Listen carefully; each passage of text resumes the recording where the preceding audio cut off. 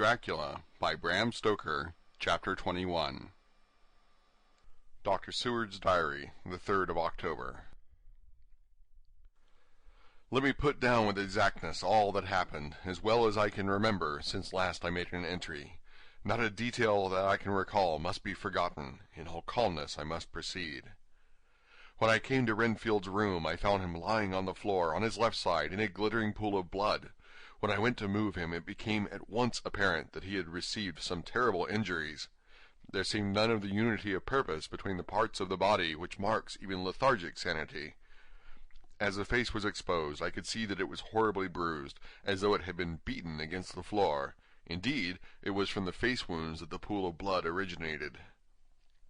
The attendant who was kneeling beside the body said to me as we turned him over, "I think, sir, his back is broken. See, both his right arm and leg and the whole side of his face are paralyzed." How such a thing could have happened puzzled the attendant beyond measure. He seemed quite bewildered, and his brows were gathered in as he said, "I can't understand the two things. He could mark his face like that by beating his own head on the floor. I saw a young woman do it once at the Eversfield Asylum before anyone could lay hands on her. And I suppose he might have broken his neck by falling out of bed if he got in an awkward kink. But for the life of me, I can't imagine how the two things occurred. If his back was broke, he couldn't beat his head, and if his face was like that before the fall out of bed, there would be marks on it." I said to him, "Go to Dr. Van Helsing, and ask him to kindly come here at once. I want him without an instant's delay." The man ran off, and within a few minutes the professor, in his dressing gown and slippers, appeared. When he saw Renfield on the ground, he looked keenly at him a moment, then turned to me. I think he recognized my thought in my eyes, for he said very quietly, manifestly for the ears of the attendant, "Ah, a sad accident. He will need very careful watching and much attention. I shall stay with you myself, but I shall first dress myself. If you will remain, I shall in a few minutes join you." The patient was now breathing stertorously, and it was easy to see that he had suffered some terrible injury. Van Helsing returned with extraordinary celerity, bearing with him a surgical case. He had evidently been thinking and had his mind made up, for almost before he looked at the patient, he whispered to me, "Send the attendant away. We must be alone with him when he becomes conscious after the operation." I said, "I think that will do now, Simmons. We have done all that we can at present. You had better go your round, and Dr. Van Helsing will operate. Let me know instantly if there be anything unusual anywhere." The man withdrew, and we went into a strict examination of the patient. The wounds of the face were superficial. The real injury was a depressed fracture of the skull, extending right up through the motor area. The professor thought a moment and said, "We must reduce the pressure and get back to normal conditions as far as can be. The rapidity of the suffusion shows the terrible nature of his injury. The whole motor area seems affected. The suffusion of the brain will increase quickly, so we must trephine at once, or it may be too late." As he was speaking, there was a soft tapping at the door. I went over and opened it, and found in the corridor without Arthur and Quincy in pajamas and slippers. The former spoke. "I heard your man call up Dr. Van Helsing and tell him of an accident. So I woke Quincy, or rather called for him, as he was not asleep. Things are moving too quickly and too strangely for sound sleep for any of us these times.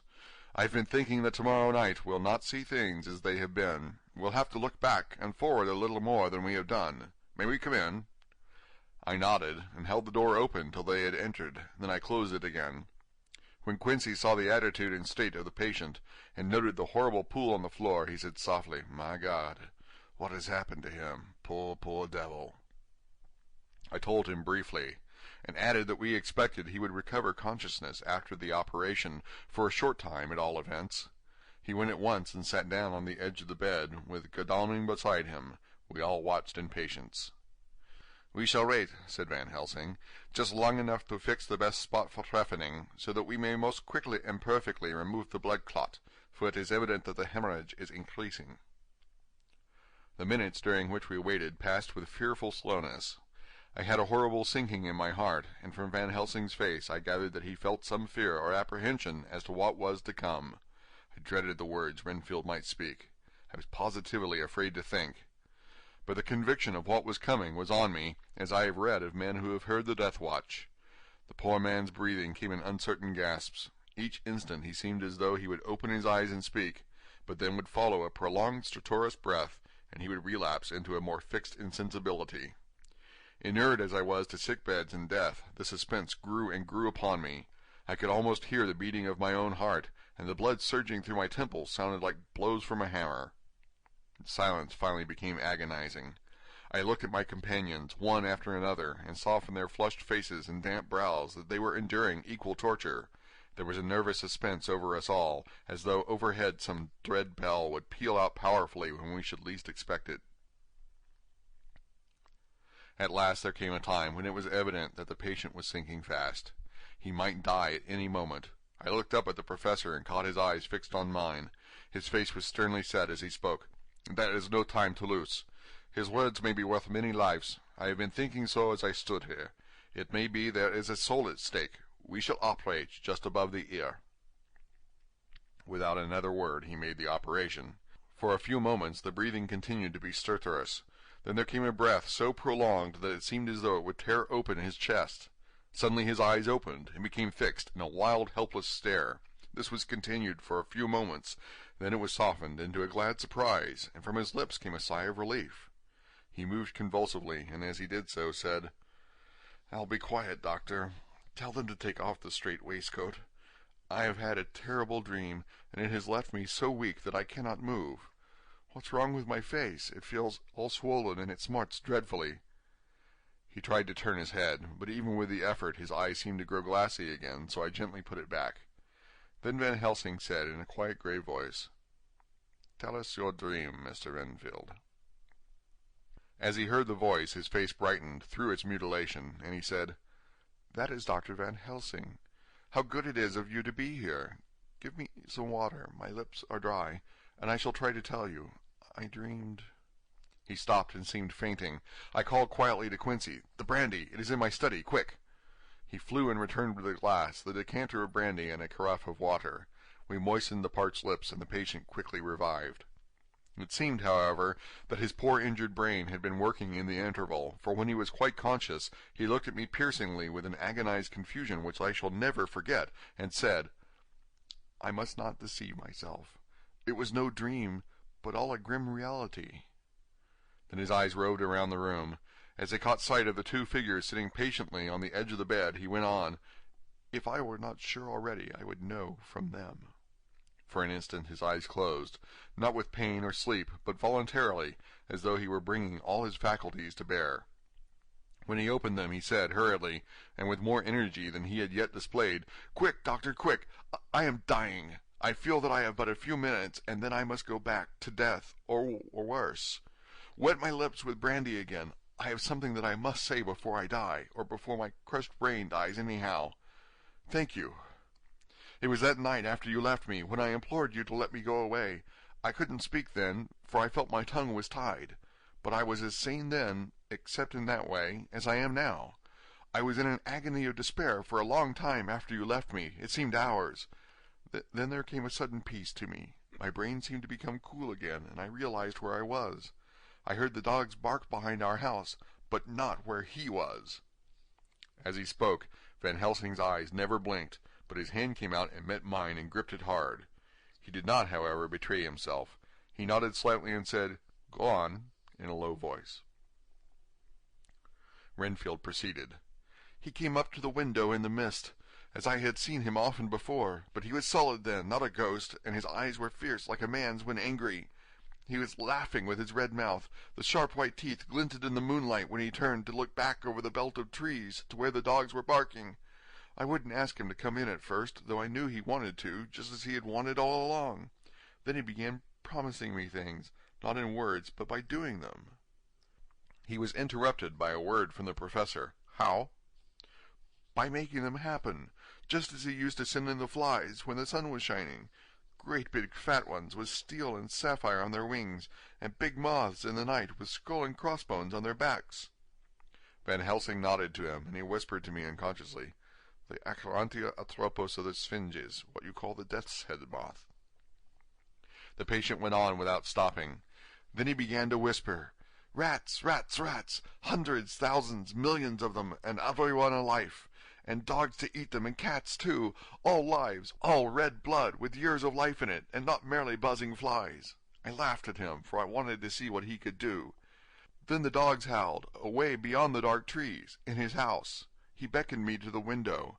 I got up and looked out, and he raised his hands and seemed to call out without using any words. A dark mass spread over the grass, coming on like the shape of a flame of fire. And then he moved the mist to the right and left, and I could see that there were thousands of rats, with their eyes blazing red, like his, only smaller. He held up his hand, and they all stopped, and I thought he seemed to be saying, "All these lives will I give you, I am many more and greater, through countless ages, if you will fall down and worship me." And then a red cloud, like the color of blood, seemed to close over my eyes, and before I knew what I was doing, I found myself opening the sash and saying to him, "Come in, Lord and Master." The rats were all gone, but he slid into the room through the sash, though it was only open an inch wide, just as the moon herself has often come in through the tiniest crack and has stood before me in all her size and splendor. His voice was weaker, so I moistened his lips with the brandy again, and he continued, but it seemed as though his memory had gone on working in the interval, for his story was further advanced. I was about to call him back to the point, but Van Helsing whispered to me, "Let him go on. Do not interrupt him.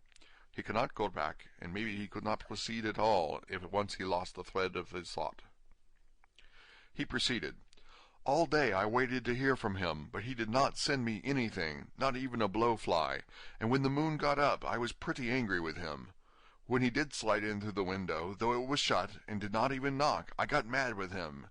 He sneered at me, and his white face looked out of the mist, with his red eyes gleaming, and he went on as though he owned the whole place, and I was no one.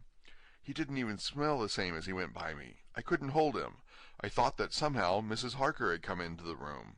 The two men sitting on the bed stood up and came over, standing behind him so that he could not see them, but where they could hear better. They were both silent, but the professor started and quivered. His face, however, grew grimmer and sterner still. Renfield went on without noticing.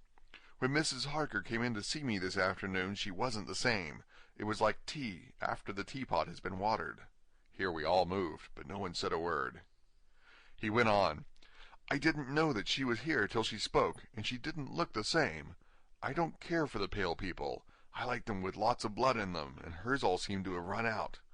I didn't think of it at the time, but when she went away I began to think, and it made me mad to know that he had been taking the life out of her." I could feel that the rest quivered, as I did, but we remained otherwise still. "So when he came tonight I was ready for him. I saw the mist stealing in, and I grabbed it tight. I had heard that madmen have unnatural strength, and as I knew I was a madman, at times anyhow, I resolved to use my power. Aye, and he felt it too, for he had to come out of the mist to struggle with me.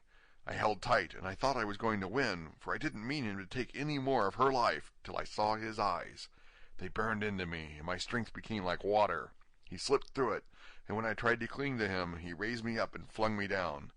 There was a red cloud before me, and a noise like thunder, and the mist seemed to steal away under the door." His voice was becoming fainter, and his breath more stertorous.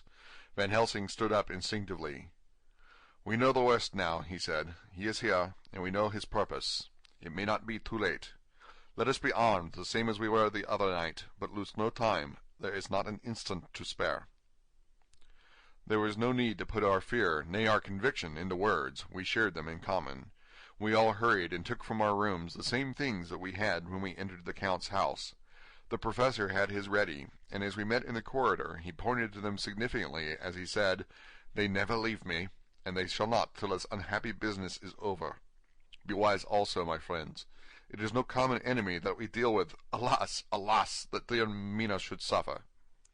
He stopped. His voice was breaking, and I do not know if rage or terror predominated in my own heart. Outside the Harkers' door we paused. Art and Quincy held back, and the latter said, "Should we disturb her?" "We must," said Van Helsing grimly. "If the door be locked, I shall break it in." "May it not frighten her terribly? It is unusual to break into a lady's room." Van Helsing said solemnly, "You are always right, but this is life and death. All chambers are alike to the doctor, and even were they not, they are all as one to me tonight. Friend John, when I turn the handle, if the door does not open, do you put your shoulder down and shove, and you too, my friends. Now!" He turned the handle as he spoke, but the door did not yield. We threw ourselves against it. With a crash it burst open, and we almost fell headlong into the room. The professor did actually fall, and I saw across him as he gathered himself up from hands and knees. What I saw appalled me. I felt my hair rise like bristles on the back of my neck, and my heart seemed to stand still. The moonlight was so bright that through the thick yellow blind the room was light enough to see. On the bed beside the window lay Jonathan Harker, his face flushed and breathing heavily as though in a stupor. Kneeling on the near edge of the bed, facing outwards, was the white-clad figure of his wife. By her stood a tall, thin man clad in black. His face was turned from us, but the instant we saw, we all recognized the Count in every way, even to the scar on his forehead. With his left hand he held both Mrs. Harker's hands, keeping them away with her arms at full tension. His right hand gripped her by the back of the neck, forcing her face down on his bosom. Her white nightdress was smeared with blood, and a thin stream trickled down the man's bare chest, which was shown by his torn-open dress. The attitude of the two had a terrible resemblance to a child forcing a kitten's nose into a saucer of milk to compel it to drink. As we burst into the room, the Count turned his face, and the hellish look that I had heard described seemed to leap into it. His eyes flamed red with devilish passion. The great nostrils of the white aquiline nose opened wide and quivered at the edge, and the white sharp teeth behind the full lips of the blood-dripping mouth clamped together like those of a wild beast. With a wrench which threw his victim back upon the bed as though hurled from a height, he turned and sprang at us. But by this time the professor had gained his feet, and was holding toward him the envelope which contained the sacred wafer. The Count suddenly stopped, just as poor Lucy had done outside the tomb, and cowered back. Further and further back he cowered, as we, lifting our crucifixes, advanced. The moonlight suddenly failed, as a great black cloud sailed across the sky, and when the gaslight sprang up under Quincy's match, we saw nothing but a faint vapor. This, as we looked, trailed under the door, which with the recoil from its bursting open had swung back to its old position. Van Helsing, Art, and I moved forward to Mrs. Harker, who by this time had drawn her breath, and with it had given a scream so wild, so ear-piercing, so despairing, that it seems to me now that it will ring in my ears till my dying day. For a few seconds she lay in her helpless attitude in disarray. Her face was ghastly, with a pallor which was accentuated by the blood which smeared her lips and cheeks and chin. From her throat trickled a thin stream of blood. Her eyes were mad with terror. Then she put before her face her poor crushed hands, which bore on their whiteness the red mark of the Count's terrible grip, and from behind them came a low, desolate wail which made the terrible scream seem only the quick expression of an endless grief. Van Helsing stepped forward and drew the coverlet gently over her body, whilst Art, after looking at her face for an instant despairingly, ran out of the room. Van Helsing whispered to me, "Jonathan is in a stupor such as we know the vampire can produce. We can do nothing with poor Madam Mina for a few moments till she recovers herself. I must wake him." He dipped the end of a towel in cold water, and with it began to flick him on the face, his wife all the while holding her face between her hands and sobbing in a way that was heartbreaking to hear. I raised the blind and looked out of the window. There was much moonshine, and as I looked I could see Quincy Morris run across the lawn and hide himself in the shadow of a great yew tree. It puzzled me to think why he was doing this. But at the instant I heard Harker's quick exclamation as he woke to partial consciousness and turned to the bed. On his face, as there might well be, was a look of wild amazement. He seemed dazed for a few seconds, and then full consciousness seemed to burst upon him all at once, and he started up. His wife was aroused by the quick movement, and turned to him with her arms stretched out as though to embrace him. Instantly, however, she drew them in again, and putting her elbows together, held her hands before her face, and shuddered till the bed beneath her shook. "In God's name, what does this mean?" Harker cried out. "Dr. Seward, Dr. Van Helsing, what is it? What has happened?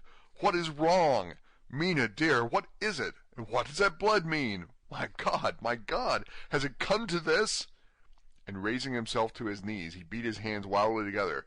"Good God, help us! Help her! Oh, help her!" With a quick movement he jumped from the bed, and began to pull on his clothes, all the man in him awake at the need for instant exertion. "What has happened? Tell me all about it!" he cried without pausing. "Dr. Van Helsing, you love Mina, I know. Oh, do something to save her. It cannot have gone too far yet. Guard her while I look for him." His wife, through her terror and horror and distress, saw some sure danger to him. Instantly forgetting her own grief, she seized hold of him and cried out, "No, no, Jonathan, you must not leave me. I have suffered enough tonight, God knows, without the dread of his harming you. You must stay with me. Stay with these friends who will watch over you." Her expression became frantic as she spoke, and he, yielding to her, she pulled him down, sitting on the bedside, and clung to him fiercely. Van Helsing and I tried to calm them both. The professor held up his golden crucifix and said with wonderful calmness, "Do not fear, my dear. We are here, and whilst this is close to you, no foul thing can approach. You are safe for tonight, and we must be calm and take counsel together." She shuddered and was silent, holding down her head on her husband's breast. When she raised it, his white nightrobe was stained with blood where her lips had touched, and where the thin open wound in the neck had sent forth drops. The instant she saw it, she drew back with a low wail and whispered amid choking sobs, "Unclean, unclean! I must touch him or kiss him no more. Oh, that it should be that it is I who am now his worst enemy, and whom he may have most cause to fear." To this he spoke out resolutely, "Nonsense, Mina! It is a shame to me to hear such a word. I would not hear it of you, and I shall not hear it from you. May God judge me by my deserts, and punish me with more bitter suffering than even this hour, if by any act or will of mine anything ever come between us." He put out his arms and folded her to his breast, and for a while she lay there sobbing. He looked at us over her bowed head, with eyes that blinked damply above his quivering nostrils. His mouth was set as steel. After a while her sobs became less frequent and more faint, and then he said to me, speaking with a studied calmness which I felt tried his nervous power to the utmost, "And now, Dr. Seward, tell me all about it. Too well I know the broad fact. Tell me all that has been." I told him exactly what had happened, and he listened with seeming impassiveness, but his nostrils twitched and his eyes blazed as I told how the ruthless hands of the Count had held his wife in that terrible and horrid position, with her mouth to the open wound in his breast. It interested me, even at that moment, to see that whilst the face of white set passion worked convulsively over the bowed head, the hands tenderly and lovingly stroked the ruffled hair. Just as I had finished, Quincy and Godalming knocked at the door. They entered in obedience to our summons. Van Helsing looked at me questioningly. I understood him to mean, if we were to take advantage of their coming, to divert, if possible, the thought of the unhappy husband and wife from each other and from themselves. So, on nodding acquiescence to him, he asked them what they had seen or done, to which Lord Godalming answered, "I could not see him anywhere in the passage, or in any of our rooms. I looked in the study, but, though he had been there, he had gone. He had, however—" He stopped suddenly, looking at the poor drooping figure on the bed. Van Helsing said gravely, "Go on, friend Arthur. We want here no more concealments. Our hope now is in knowing all. Tell freely." So Art went on. He had been there, and though it could only have been for a few seconds, he had made rare hay of the place. All the manuscript had been burned, and the blue flames were flickering among the white ashes. The cylinders of your phonograph, too, were thrown on the fire, and the wax had helped the flames. Here I interrupted. "Thank God there is another copy in the safe." His face lit for a moment, but fell again as he went on. I ran downstairs then, but could see no sign of him. I looked into Renfield's room, but there was no trace there except— Again he paused. "Go on," said Harker hoarsely. So he bowed his head and, moistening his lips with his tongue, added, "Except that the poor fellow is dead." Mrs. Harker raised her head. Looking from one to the other of us, she said solemnly, "God's will be done." I could not but feel that Art was keeping back something, but as I took it that it was with a purpose, I said nothing. Van Helsing turned to Morris and asked, "And you, friend Quincy, have you any to tell?" "A little," he answered. "It may be much eventually, but at present I can't say. I thought it well to know, if possible, where the Count would go when he left the house. I did not see him, but I saw a bat rise from Renfield's window and flap westward. I expected to see him in some shape go back to Carfax, but he evidently sought some other lair. He will not be back tonight, for the sky is reddening in the east, and the dawn is close. We must work tomorrow." He said the latter words through his shut teeth. For a space of perhaps a couple of minutes there was silence, and I could fancy that I could hear the sound of our hearts beating.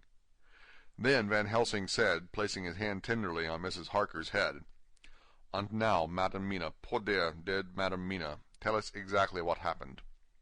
God knows that I do not want that you be pained, but it is need that we know all.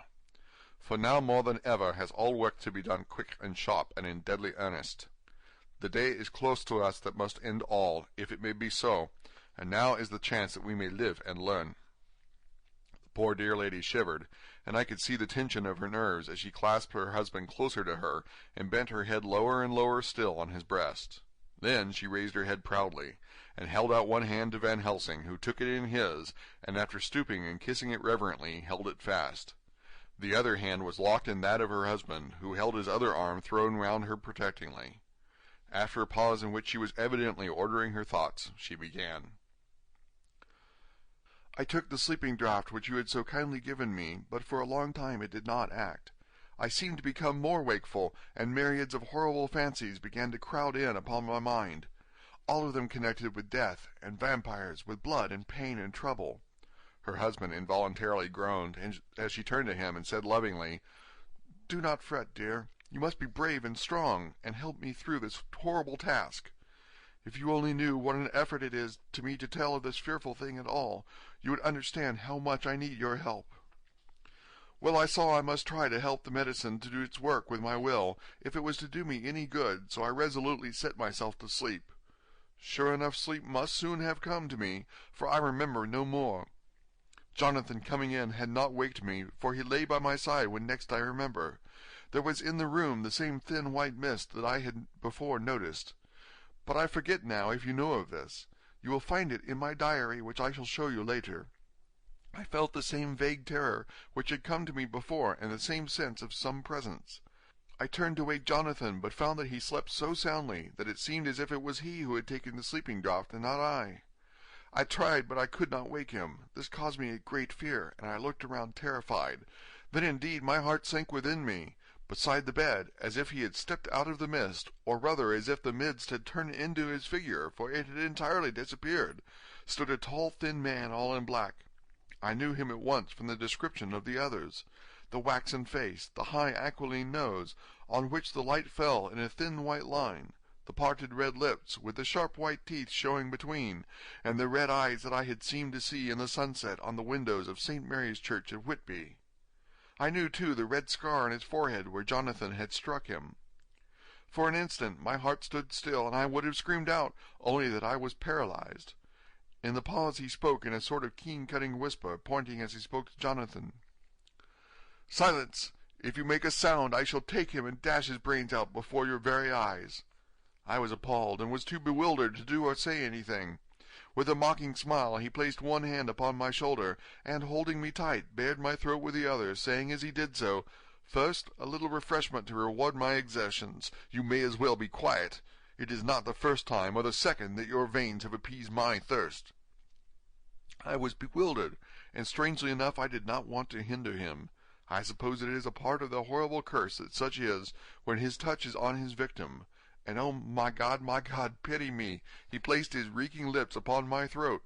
Her husband groaned again. She clasped his hand harder and looked at him pityingly, as if he were the injured one, and went on. I felt my strength fading away, and I was in a half-swoon.